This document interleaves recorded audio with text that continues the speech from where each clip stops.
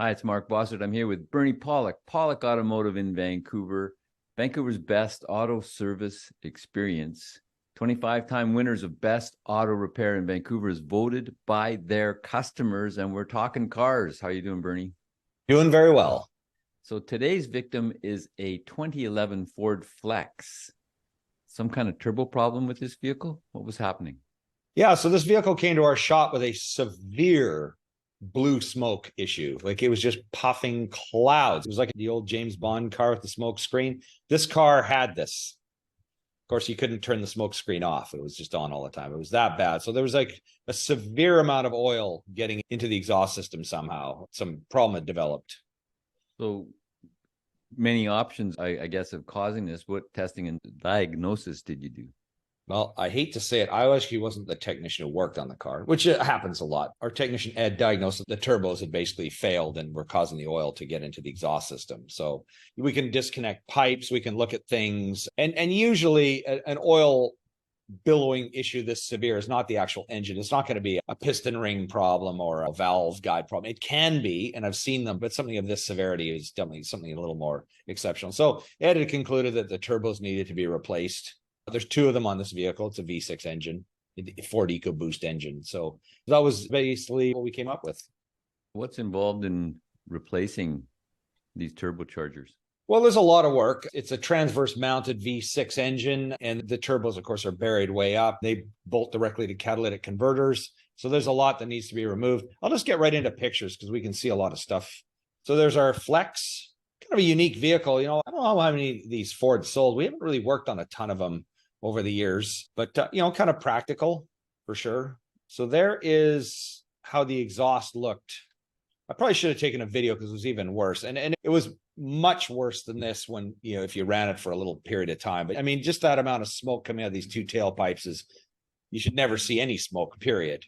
So that's just a little example. But when we started up, it filled our parking lot with smoke. That severe. Neighbors were happy.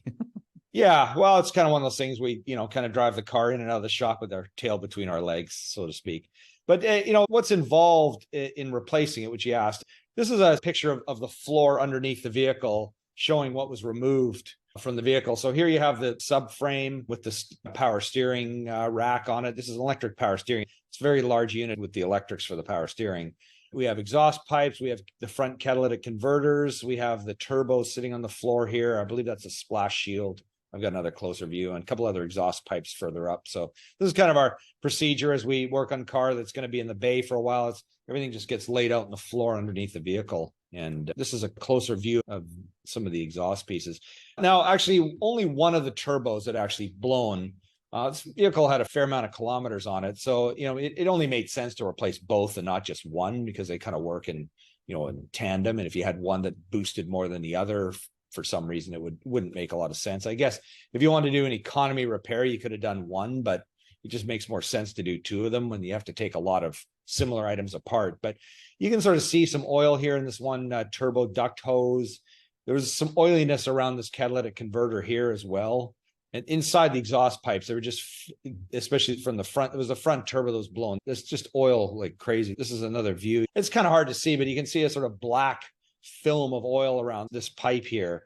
That was from the front exhaust pipe. When we took the turbo out, the front one, this is what we found inside the front catalytic converter, dangling loose. That's the exhaust side of the turbine blade. So the shaft had snapped in half.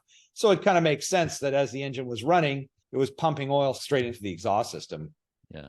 It doesn't take much to see that's a failed item.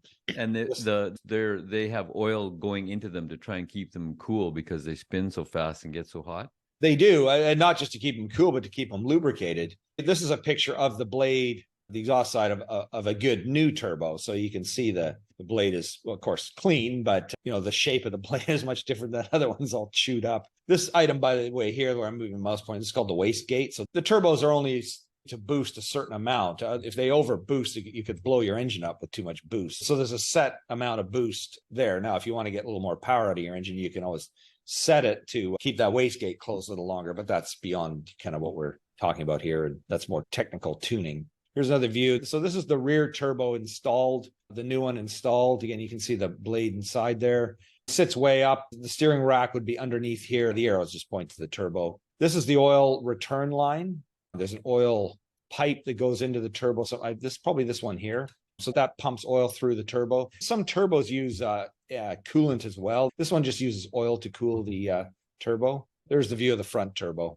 Again, you can see the oil drain pipe pretty clearly. So all this stuff is buried way up. It's all accessed from underneath. So did you find a cause for that kind of catastrophic turbo failure? Well, we kind of figured, turbos will fail anyways. So this picture here, this is a screen. There's a banjo bolt where the turbo oil inlet goes, and it has a strainer on it. The strainer's plugged. Like you can see, it's just full of cruddy particles. So we figured that might have been a cause for the failure of this turbo. Over time, oil gets sludgy and it blocks the oil flow. So that may well have been why the turbo failed in the first place. Is that a normal maintenance item?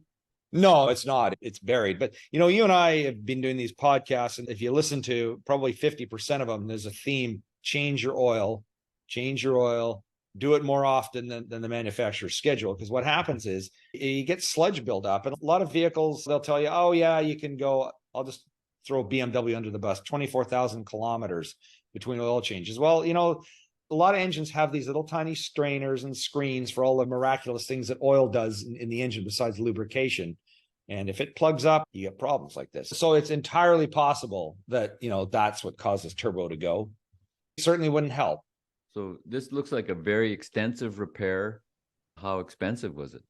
Well, it was a fair amount of money, but what I will say that impressed me was these turbos were cheap. We bought brand new turbos, not from Ford, but aftermarket turbos, name brand. They're not some kind of little white box cheapy things. These are like a name brand manufacturer. And the turbos were like cheap. I was actually shocked at how little money they were. So, the price of turbos has gone down for sure. Like it used to be a turbo would be, $3,000-4,000 or more. And some of them still are. But, this job was way under $3,000 for two turbos, not including the labor, but the parts were like way, way less than that. So it's amazing how that's come down. Now, I was thinking to myself, of course, there's a lot of these cars out there. There's probably, I don't know, 1 million of these EcoBoost engines out there. So there's obviously selling a lot of turbos, and that keeps the price down. So it's kind of nice to see that, because turbos are a very expensive item. And, it's not cheap to replace them, but they generally last a long time. So how did the Flex run after everything was buttoned back up again? Yeah, really well. And of course, it had a lot more power. We didn't really drive the car before because of all the smoke, but you can imagine what the turbo did. It would not have the boost on one side of the engine. So it would have had very poor engine performance. Ran great, lots of power. One thing that happens with these kind of things is we do try to clean the oil out from the exhaust as best we can, but it takes a long time to get that oil out of the exhaust to burn it out. So we took it out for a good long drive, and by the time we got back, there was no more smoke coming out of the back. But sometimes the first few miles of driving can be pretty embarrassing. And it's the kind of thing too, if you ever have a repair like this done where you've had an extensive leak, either coolant or oil into the exhaust system, sometimes you might be taking, a week or two after a highway drive somewhere, and all of a sudden there's some smoke coming out because things are way hotter in other areas that weren't hot, from normal city driving. So sometimes you might get some smoke. Oh, wow, something's wrong with it. Well, it's actually not. It's just still burning out the stuff that got into it. So other than that, it ran great. It flexed its muscles for sure. So how are Flexes for reliability? Yeah, they're pretty good. A decent vehicle for sure. It's more complicated. I often think, we've traded in, let's put a V8 in, I'll just say in a pickup truck, they put a lot of EcoBoosts in. So you can get way better fuel mileage, and you've still got power. But the trade-off is that when things go wrong, you've got more complication, like two turbos to go wrong. Whereas if you had a V8 engine, it would have the same amount of power, but worse fuel economy. So it's kind of a trade-off, but they're good. There's a lot of them out there. They use them in a variety of vehicles and different sizes and of configurations, engines. They seem to have got it pretty good. If you're looking for service for your Ford in Vancouver, the guys to see are Pawlik Automotive. You can book online at pawlikautomotive.com. Or you can call and book at 604-327-7112. You have to book ahead. They're always busy. Pawlik Automotive in Vancouver. Thanks so much for watching and listening. We appreciate it. And thank you, Bernie. Thank you, Mark. And thank you for watching.